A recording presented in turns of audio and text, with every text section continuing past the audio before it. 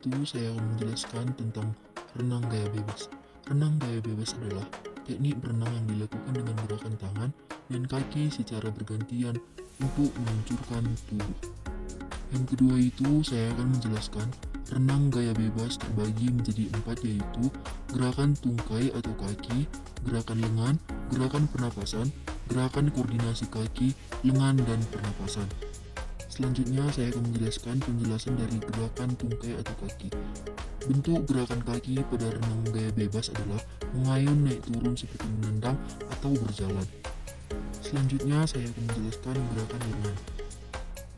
Lengan melakukan gerakan setelah lingkaran dan kaki melakukan tendangan layaknya kata. Selanjutnya, gerakan pernapasan. Tarikan napas bisa dilakukan saat kepala berada di atas air pada saat tarikan lengan. Setelah itu, pengeluaran napas dilakukan saat kepala terendam air selama pemulihan lengan ke depan. Dan yang terakhir itu yaitu gerakan koordinasi kaki, lengan, dan pernapasan. Melakukan gerakan kaki dengan dipukulkan naik turun secara bergantian. Gerakan lengan dilempar ke depan secara bergantian. Pada waktu lengan mendayung, kepala dimiringkan ke satu arah untuk mengambil napas. Kemudian, muka kembali menghadap ke dalam air. Apa itu renang gaya dada? Renang gaya dada atau disebut juga renang gaya kata adalah berenang dengan posisi dada menghadap ke permukaan air namun berbeda dari gaya bebas. Batang tubuh selalu dalam keadaan tetap. Gaya dada merupakan gaya yang mudah dan cepat. Namun, jika dibandingkan dengan renang lainnya, gaya dada merupakan gaya yang paling lemah jika dilihat dari kecepatan yang dihasilkan. Sebelum melakukan aktivitas renang, yang wajib kita lakukan adalah pemanasan.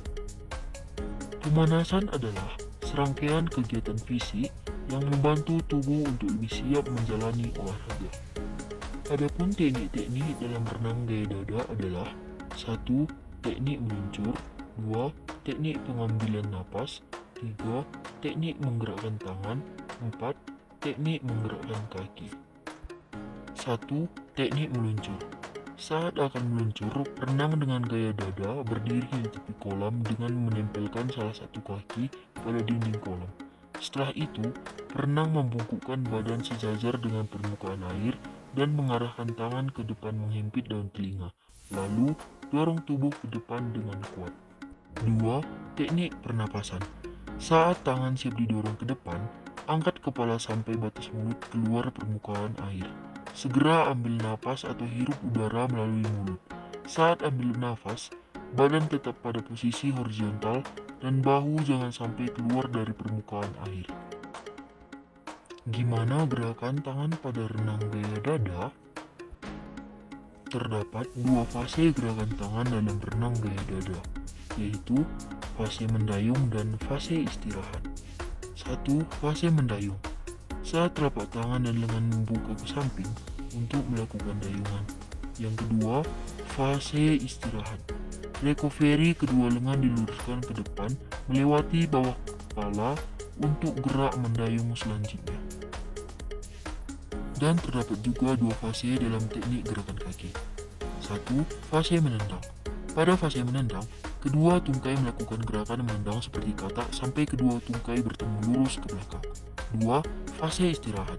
Pada fase istirahat, kedua tungkai kaki bagian bawah ditarik serentak mendekati pinggul, kemudian pergelangan kedua kaki diputar keluar. Apa itu renang gaya kupu-kupu? Renang gaya kupu-kupu merupakan salah satu dari 4 gaya utama dalam berenang kompetitif. Gaya ini diakui sebagai yang paling menantang karena memerlukan kombinasi kekuatan, teknik, dan koordinasi yang tinggi. 1. Posisi tubuh. Tubuh harus dalam posisi horizontal dan streamline di permukaan air. Posisi kepala sejajar dengan tubuh, menghadap ke bawah kecuali saat mengambil napas.